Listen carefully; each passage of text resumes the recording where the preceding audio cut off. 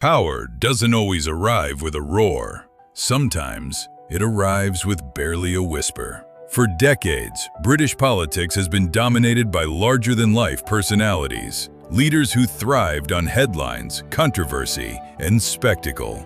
Then came Keir Starmer, a man who rarely raises his voice, rarely loses his composure, and almost never gives away what he's really thinking. To supporters, he's exactly what Britain needed after years of political turmoil. To critics, he's a politician without conviction, willing to abandon principles in pursuit of power. So who is the real Keir Starmer? A disciplined reformer, or simply one of Britain's most effective political operators? This is the extraordinary life of Keir Starmer. Long before entering Downing Street, Keir Starmer built his reputation in a very different world: law, not politics. As a human rights barrister and later Director of Public Prosecutions, he became known for preparation, discipline, and attention to detail. Colleagues described him as methodical, measured, someone who preferred evidence over emotion. Those qualities earned respect inside the legal profession. But politics is a different game. Winning arguments isn't enough. You have to win people. When Starmer entered Parliament in 2015, Britain was changing rapidly. Brexit divided the country. Trust in politicians was collapsing, and the Labour Party itself was tearing itself apart. Few imagined that this quiet lawyer would eventually become its leader. After Labour's crushing defeat in the 2019 general election, the party faced an identity crisis. Keir Starmer promised something many voters said they wanted: competence, professionalism, stability.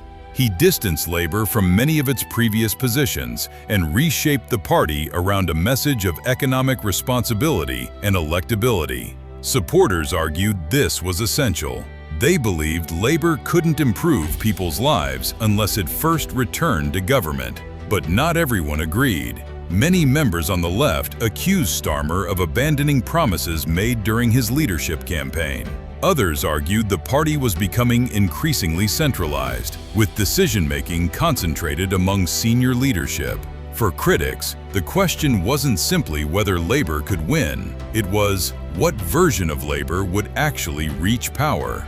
One of the defining features of Starmer's leadership has been discipline. Public disagreements have become less common. Party messaging has become tightly controlled. Candidates have faced greater scrutiny than in previous years. Supporters see this as strong leadership. After years of internal conflict, they argue the party needed unity. Critics see something different. They argue that debate has been replaced by message management, that caution has replaced vision, and that political calculation has begun to outweigh political conviction. It's a familiar question throughout history. Is leadership about standing firm on your beliefs or adapting to reality in order to achieve power? Starmer appears to believe the second path wins elections. History will decide whether it also delivers lasting change.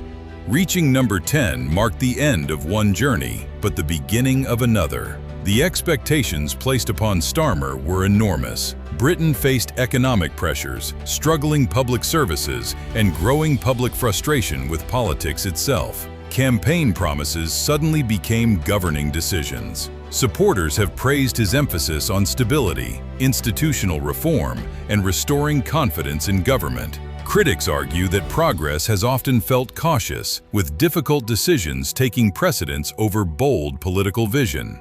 This is the paradox of power. The higher you climb, the fewer people you can satisfy. Whether history remembers Keir Starmer as a transformational prime minister or simply a capable administrator is still unknown. But his story already offers an important lesson. Success isn't always achieved by being the loudest person in the room. Sometimes it's achieved through patience, discipline, preparation, and relentless persistence. Yet another lesson is equally important. Power has a habit of testing principles. Every leader eventually faces the same question: how much are you willing to compromise to achieve what you believe is the greater good?